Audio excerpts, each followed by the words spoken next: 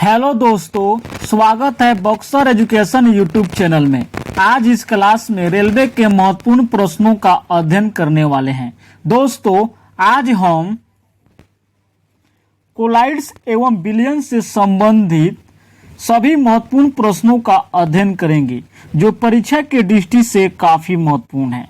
दोस्तों, मेरे चैनल को लाइक, सब्सक्राइब और शेयर अवश्य करें। चलिए शुरू करते हैं प्रथम प्रश्नों के द्वारा। विलायक अणुओं की एक अर्ध पारगम्य झिल्ली के माध्यम से उच्च संघनता वाले क्षेत्र में सहज नेट गुगनेट, जो कि उस दिशा में जो घुले पदार्थों की घनता की दोनों तरफ से सामान्य बताती है, उसे क्या कहते हैं? तो उसे क्या कहते हैं दोस्तों? उसे ऑस्मोसिस कहते हैं। यदि अमोनिया गैस तो कपूर, तो डैश क्या है? यह है ठोस है। अगला प्रश्न, जब दो तरल पदार्थ एक दूसरे में घुले नहीं और सॉल्यूशन नहीं बनाते हैं तो उसे क्या कहते हैं? उसे अमिश्रणीय कहते हैं। Option C. शक्कर के घोल में शक्कर एक डैश है, तो शक्कर क्या है दोस्तों? घुला हुआ पदार्थ है।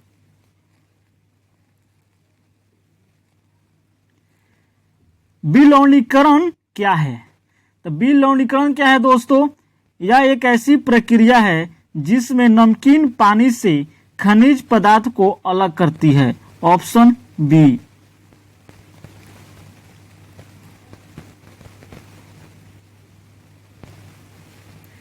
दूध में वसा की मात्रा के अनुकूलन की प्रक्रिया को डैश कहा जाता है, तो उस प्रक्रिया को क्या कहते हैं? उस प्रक्रिया को स्टैंडर्डाइजेशन कहते हैं। ऑप्शन सी।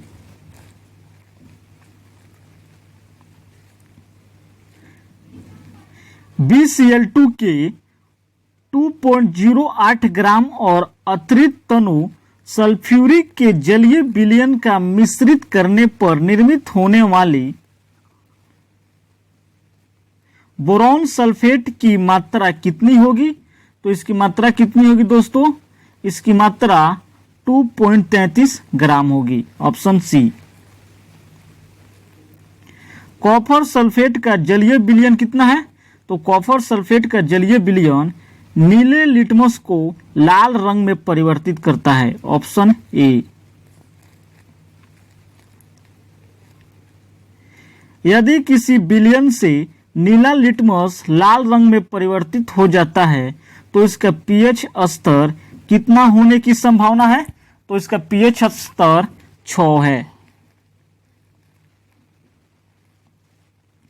जब सोडियम क्लोराइड के जलीय घोल के बीच में बिजली पारित की जाती है तो निम्न में से किस रूप में विघटित हो जाती है? तो यह विघटित सोडियम हाइड्रोक्साइड, हाइड्रोजन और क्लोरीन में विघटित हो जाती है। Option A. इनमें से कौन सा एक रासायनिक परिवर्तन है? तो रासायनिक परिवर्तन कौन है दोस्तों? मक्खन का खट्टा होना। Option A.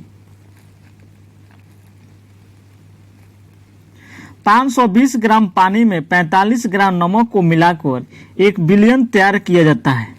द्रव्यमान सान्द्रता के संदर्भ में द्रव्यमान प्रतिशत की गणना कीजिए। तो उसकी द्रव्यमान प्रतिशत गणना कितना हुआ? 7.96%। Option A. एक द्रव्य जिसमें 49 ग्राम साधारण नमक को 320 ग्राम पानी में घोला गया है, तो द्रव्य के द्रव्यमान प्रतिशत द्वारा द्रव्यमान के संदर्भ में संयोजकता की गणना करें। इसकी गणना कितनी होगी? 13.28%। एक विलयन में 320 ग्राम जल में 31 ग्राम नमक है। द्रव्यमान प्रतिशत संबंध के अनुसार द्रव्यमान के संदर्भ में विलयन की सान्द्रता ज्ञात कीजिए। तो कितनी है दोस्तों? 8.83%।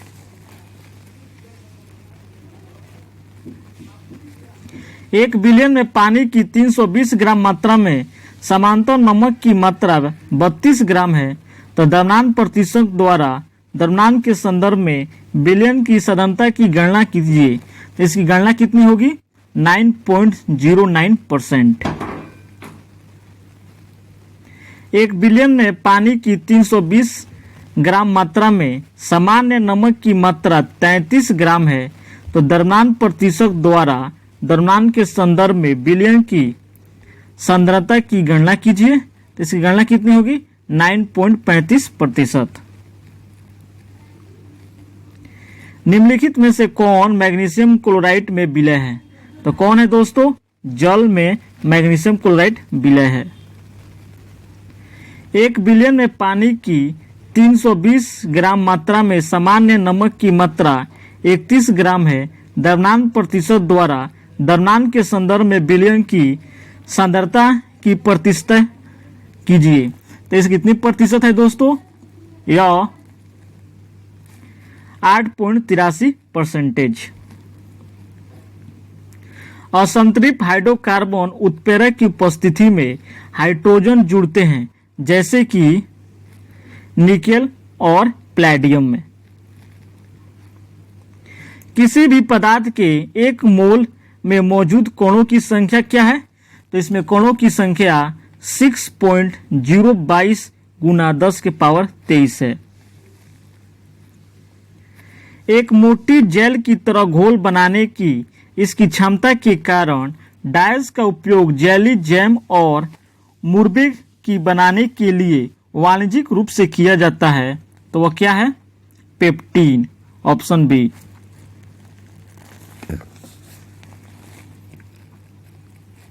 निम्नलिखित में से कौन सा विकल्प रासायनिक परिवर्तन है? तो रासायनिक परिवर्तन कौन है दोस्तों? दूध का दही में परिवर्तन होना रासायनिक परिवर्तन है। 1 बिलियन में पानी की 320 ग्राम में 36 ग्राम लवण है। द्रव्यमान प्रतिशत के अनुसार द्रव्यमान के संदर्भ में बिलियन की सांद्रता कितनी होगी? तो उसकी कितनी होगी दोस्तों? वह है 10.11%।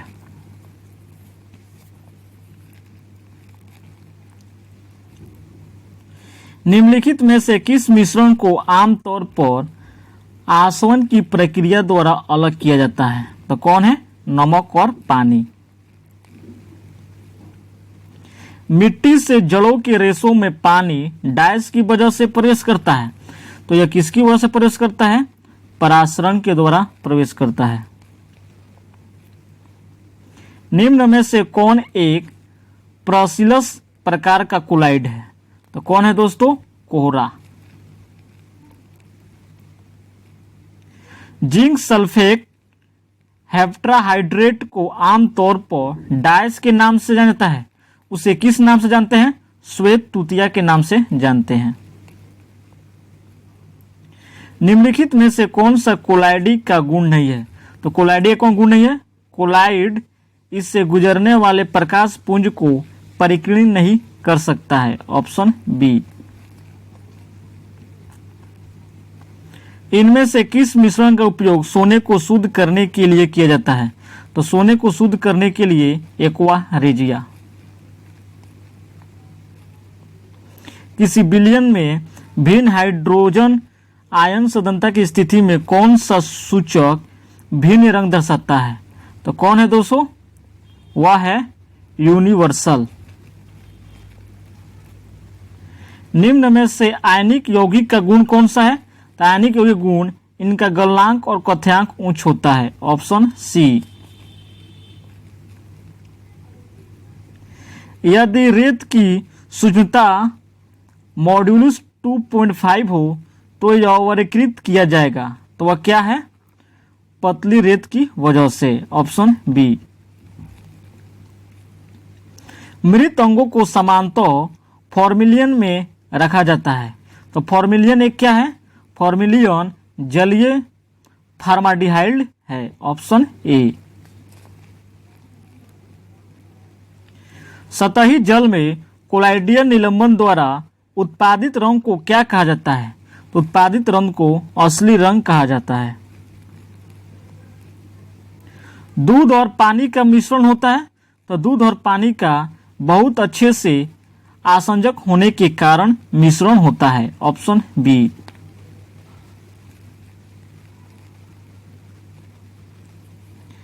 इनमें से कौन सा एक कोलाइडी नहीं है? तो कोलाइडी कौन है? क्लोरोफिल। कुल क्लोरोफॉर्म बैक्टीरिया सबसे प्रभावित संख्या की तरह प्रतिवेदित किया गया है। तो प्रति क्या हुआ? पानी की 10 millilitre. Option A. Sodium sulphate और बेरियम क्लोराइड विलयन का अभिक्रिया डायल्स का एक उदाहरण है। यह किसका उदाहरण है? यह द्विविस्थापन अभिक्रिया का उदाहरण है। Option A. वह विजातीय मिश्रण जिसमें विलय के कण घुले नहीं हैं बल्कि पूरे माध्यम में निलंबित बने रहते हैं डायल्स कहलाता है। वह सस्पेंशन कहलाता है। सोडियम क्लोराइड के जलीय विलयन से इसे अलग करने के लिए निम्नलिखित में से कौन सी पृथक्करण तकनीकी का उपयोग किया जाता है? तो क्या है दोस्तों? वाष्पीकरण।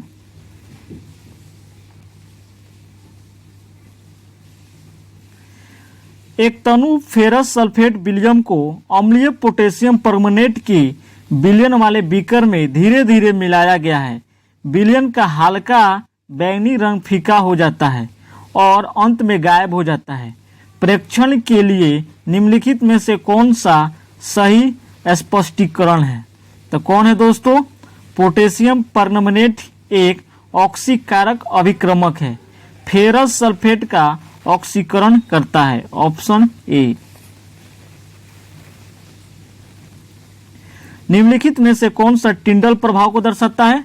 तो टिंडल प्रभाव को दूध दर्शाता है। किसी विरल माध्यम में कम मात्रा में इलेक्ट्रोलाइट की उपस्थिति में किसी अवक्षेप को हिलाकर कोलाइडी विलयन में परिवर्तित करने की प्रक्रिया क्या कहलाती है? तो यह प्रक्रिया पेप्टीकरण कहलाती है। विलयनों से शुद्ध ठोसों को उनके क्रिस्टलों के रूप में पृथक करने की विधि कहलाती है। तो उस विधि को क्रिस्टलीकरण कहते हैं। एक विषम मिश्रण जिसमें विलय कण विघटित नहीं होते हैं बल्कि संपूर्ण माध्यम में निलंबित रहते हैं उन्हें डायल्स कहा जाता है। तो उन्हें क्या कहते हैं? निलंबन कहलाता है। क्या होता है जब कैल्शियम हाइड्रोक्साइड के विलयन को हवा में खुला छोड़ दिया जाता है? तो क्या होता है? CaCO3 बनता है। Option A. जब कविता कॉपर सल्फेट का जलीय विलयन लेती है और उसमें एल्युमिनियम के कुछ दाने मिलाती है तो विलयन का रंग बदल जाता है। यह डायल्स के निर्माण का कारण होता है। यह एल्युमिनियम सल्फेट के निर्माण का कारण होता है। सोडियम सल्फेट और बोरॉन क्लोराइड मिलकर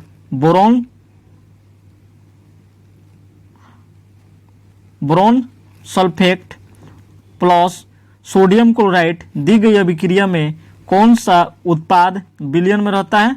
तो कौन है दोस्तों? Sodium chloride.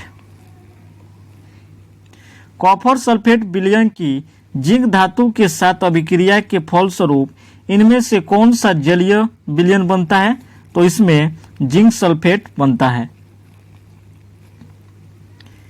इलेक्ट्रोलाइटिक विधि द्वारा सोडियम हाइड्रोक्साइड की तैयारी में किस समाधान का उपयोग किया जाता है? इसमें ब्राइन का उपयोग किया जाता है। कॉपर क्लोराइड विलयन का रंग डायस होता है। तो कैसा होता है? नीला और हरा होता है। क्या होता है जब कार्बन डाइऑक्साइड गैस को चूने के पानी में प्रवाहित किया जाता है? तो क्या होता है? विलयन दूधिया हो जाता है। जब लेड नाइट्रेट विलयन को सोडियम आयोडाइड विलयन के साथ मिलाया जाता है तो इनमें से कौन सा यौगिक अवक्षेपित होता है? तो इसमें लेड आयोडाइड अवक्षेपित होता है। Option A. सोडियम क्लोराइड के जलीय विलयन के वैद्युत अपघटन के दौरान क्रमशः एनोड और कैथोड पर निम्न में से कौन सी गैस उत्पन्न होती है? तो इसमें एनोड पर क्लोरीन गैस और कैथोड पर हाइड्रोजन गैस उत्पन्न होती है। Option A. सिल्वर नाइट्रेट के जलीय विलयन को सोडियम क्लोराइड विलयन में मिलाने जाने पर क्या होता है? तो इसमें सिल्वर क्लोराइड का सफेद अवक्षेप उत्पन्न होता है। Option B. अगला प्रश्न, इनमें से किस जलीय विलयन के विद्युत अपघटन के फलस्वरूप सोडियम हाइड्रोक्साइड निर्मित होता है? तो कौन है? Sodium chloride. इनमें से किस विलयन का पीएच मान सबसे कम होता है? तो सबसे कम पीएच मान टमाटर रस होता है। इनमें से कौन सा विलयन पीएच पेपर को नीला कर देगा? तो यह सोडियम हाइड्रोक्साइड। Option A. जब लोहे की कीलें कॉपर सल्फेट के विलयन के संपर्क में आती है तो उनका रंग बदलकर डायस हो जाता है। तो यह क्या होता है? भूरा हो जाता है। सोडियम क्लोराइड के जलीय विलयन को क्या कहा जाता है? तो उसके जलीय विलयन को लवण जल कहलाता है। यदि आयु के बुलबुले को एक पात्र में लिए गए चूने के पानी से होकर गुजारा जाता है तो क्या होता है? कैल्शियम कार्बोनेट के अघुलनशील निलंबन के कारण विलयन दूधिया हो जाएगा। ऑप्शन सी।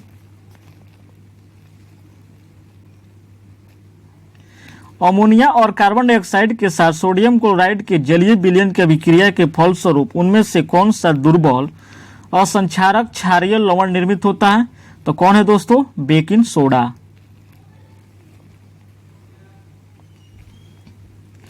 बूझे चूने के विलयन में दीवारों की पुताई सफेदी करने के लिए 2 से 3 दिन पश्चात उनमें से कौन सी यौगिक निर्मित होता है जो दीवारों को चमकदार फिनिश प्रदान करता है? तो वह है कैल्शियम कार्बोनेट।